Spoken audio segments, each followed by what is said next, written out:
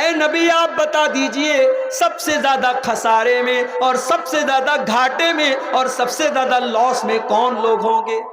الذین ضل سعیہم فی الحیات الدنیا وہم یحسبون انہم یحسنون صنعا۔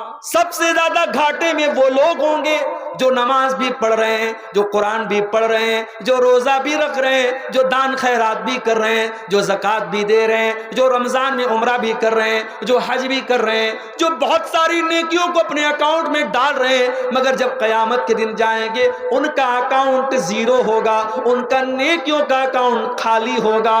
اے نبی بتا دیجئے سب سے زیادہ گھاٹے میں وہی لوگ ہوں گے الذین ضل سعیہم فی الحیات الدنیا، ان کی ساری نیکیاں برباد ہو جائیں گی اور وہ تو یہ سمجھ رہے ہیں کہ ہم بہت نیکی کا کام کر رہے ہیں۔ یہ کون لوگ ہوں گے؟ یہی میری تقریر کا عنوان ہے۔ وہ کون سی چیز ہے جو آپ کے نیکیوں کے اکاؤنٹ پر ڈاکہ ڈالتی ہے، جو آپ کی نیکیوں کے اکاؤنٹ کو زیرو کر سکتی ہے، جو قیامت کے دن آپ کو پچھتانے پر مجبور کر سکتی ہے؟ وہ کون سی چیزیں ہیں جو ہماری نیکیوں کو برباد کر دیتی ہیں؟ یہی آج کا ہمارا ٹاپک ہے، یہی آج کا ہمارا وشے اور عنوان ہے۔ اللہ نے فرمایا اولئک الذین کفروا بآیات ربہم ولقائہ فحبطت اعمالہم فلا نقیم لہم یوم القیامۃ وزنا۔ اے نبی بتا دیجئے جو اللہ کے اوپر ایمان نہیں رکھتا ہے، جو قیامت کے دن کے اوپر ایمان نہیں رکھتا ہے، جو اللہ کا انکار کرتا ہے، جو قیامت کا انکار کرتا ہے، جو مومن نہیں ہے، جو کافر ہے، جو اللہ کا انکار کرنے والا ہے، یہی وہ لوگ ہوں گے جن کی ساری نیکیاں برباد ہو جائیں گی اور قیامت کے دن ان کی نیکیوں کا کوئی وزن نہیں ہوگا۔ بوجھتے پرین پہلی چیز جو آپ کی نیکیوں کو برباد کر دے گی، پہلی چیز کیا ہے؟ کفر ہے، شرک ہے۔ حج کرتے چلے جاؤ، عمرہ کرتے چلے جاؤ، اگر یہ پیشانی اللہ کے علاوہ کسی پتھر کے آگے جھک گئی، کسی مزار کے آگے جھک گئی، کسی قبر کے آگے جھک گئی، کسی انسان کے آگے جھک گئی، کسی پیڑ کے آگے جھک گئی، کسی ندی کے آگے جھک گئی، کسی بھی غیر اللہ کے آگے اگر یہ سر جھکا ہے اور شرک کر کے آدمی دنیا سے گیا ہے، تو وہ انسان قیامت کے دن اس کی نیکیوں کا اکاؤنٹ زیرو ہو جائے گا، اس کی نیکیاں اس کے کام نہیں آئیں گی۔ یہ قرآن کی آیت ہے، اللہ فرماتا ہے۔ اور آگے بڑھیے، قرآن کا 19واں پارہ اٹھائیے۔ وَقَالَ الَّذِينَ لَا يَرْجُونَ لِقَاءَنَا لولا انزل علینا الملائکۃ او نری ربنا۔ اے نبی یہ لوگ جو ہم سے ملنے کی امید نہیں رکھتے، جو قیامت کو نہیں مانتے، جو آخرت کو نہیں مانتے، جو اللہ کو نہیں مانتے، اے نبی یہ آپ سے کہتے ہیں کہ اے محمد صلی اللہ علیہ وسلم اگر اللہ کا فرشتہ کوئی ہے تو ہمارے پاس کیوں نہیں آتا ہے؟ اگر واقعی میں فرشتے ہیں تو ہمارے پاس کیوں نہیں آتے ہیں؟ او نرا ربنا، اور اگر آپ کہتے ہیں کہ آپ اللہ کے نبی ہیں تو اے محمد صلی اللہ علیہ وسلم ہم اللہ کا دیدار کیوں نہیں کر پا رہے ہیں؟ ہم اللہ کو دیکھ کیوں نہیں پا رہے ہیں؟ اللہ ہمیں نظر کیوں نہیں آ رہا ہے؟ لقد استکبروا فی انفسہم وعتوا عتوا کبیرا۔ اے نبی یہ ایسی ڈیمانڈ یہ کیوں کر رہے ہیں؟ کیونکہ یہ بہت بڑے گھمنڈی ہیں، یہ بہت بڑے سرکش ہیں، یہ اہنکار میں ڈوبے ہوئے لوگ ہیں، یہ اللہ کا مذاق اڑا رہے، فرشتوں کا مذاق اڑا رہے ہیں۔ اے نبی ان کو بتا دو یوم یرون الملائکۃ لا بشری یومئذ ویقولون حجرا محجورا۔ اے نبی آج تو یہ آپ سے کہتے ہیں کہ فرشتوں کا دیدار کرا دو، جب موت کا ٹائم آئے گا، جب ان کی روح کے نکلنے کا ٹائم آئے گا اور فرشتوں کا یہ دیدار کر لیں گے تو وہ دن ان کے لیے بڑی بدنصیبی کا دن ہوگا، اور یہ کہیں گے حجرم مہجورا، اے فرشتوں دور ہو جاؤ، میری جان نہ نکالو، میری روح نہ نکالو۔ وَقَدِمْنَا إِلَى مَا عَمِلُوا مِنْ عَمَلٍ فَجَعَلْنَاهُ هَبَاءً مَنْثُورًا۔ اللہ فرماتا ہے اے کافروں کان کھول کر کے سن لو، اے اللہ کا انکار کرنے والو، فرشتوں کا انکار کرنے والو اور رسول کا انکار کرنے والو، ہم تمہاری ساری نیکیوں کو ڈسٹرائے کر دیں گے، نشٹ کر دیں گے، برباد کر دیں گے، ختم کر دیں گے۔ تو یہ پہلی چیز ہے، اگر انسان کافر ہو جائے، مشرک ہو جائے، مرتد ہو جائے، اس کی کوئی نیکی اس کے کام نہیں ہے۔ ہم نیوز میں دیکھتے ہیں مسلمان لڑکیاں آج بہت ساری مرتد ہو رہی ہیں، ہمارے ماتھے پر چنتا کی لکیریں آ رہی ہیں، ہماری قوم کی بیٹیوں کو کیا ہو گیا ہے؟ فیس بک پر کوئی غیر مسلم لڑکا ان سے دوستی کر لیتا ہے، ان سے پیار کا اقرار کر لیتا ہے، محبت کا پاٹ پڑھا دیتا ہے، وہ لڑکی اپنے باپ کا گھر چھوڑ کے، اپنی ماں کا گھر چھوڑ کے، اپنے مذہب کو چھوڑ کر کے، اسلام کو چھوڑ کر کے اس غیر مسلم کے چکر میں پھنس جاتی ہے، مرتد ہو جاتی ہے، کافر ہو جاتی ہے۔ سنا ہے کہ نہیں آپ نے؟ نیوز میں آتا ہے، کان کھول کر کے سن لو، اگر کوئی لڑکی مرتد ہو جائے، اگر کوئی لڑکا مرتد ہو جائے تو اللہ کا کچھ نہیں بگڑتا، رسول کا کچھ نہیں بگڑتا، اسلام کا کچھ نہیں بگڑتا۔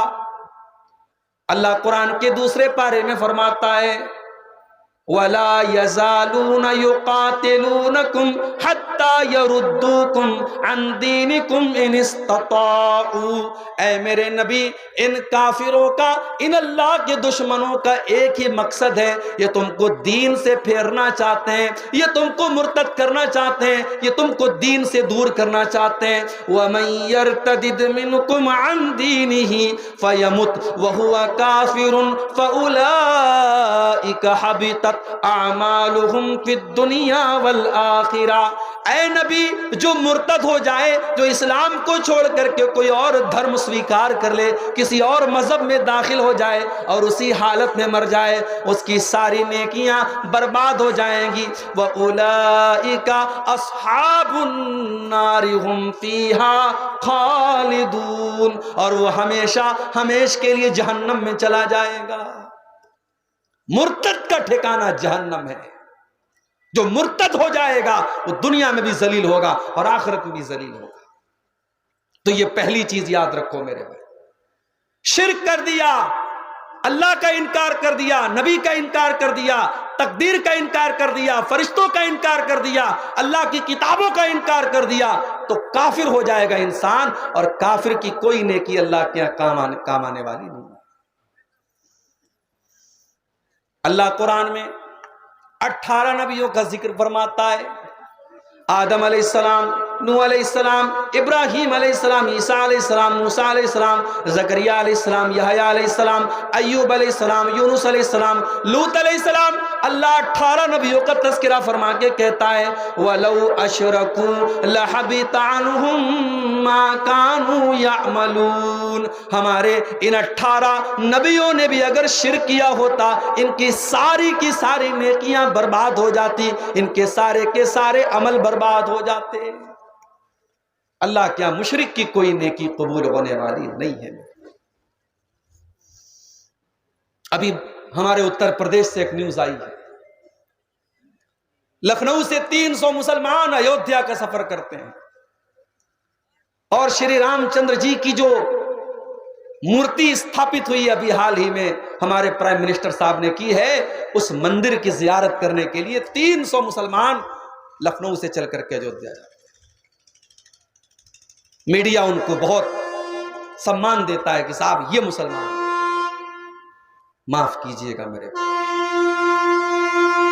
دو رنگی چھوڑ یک رنگ ہو جا۔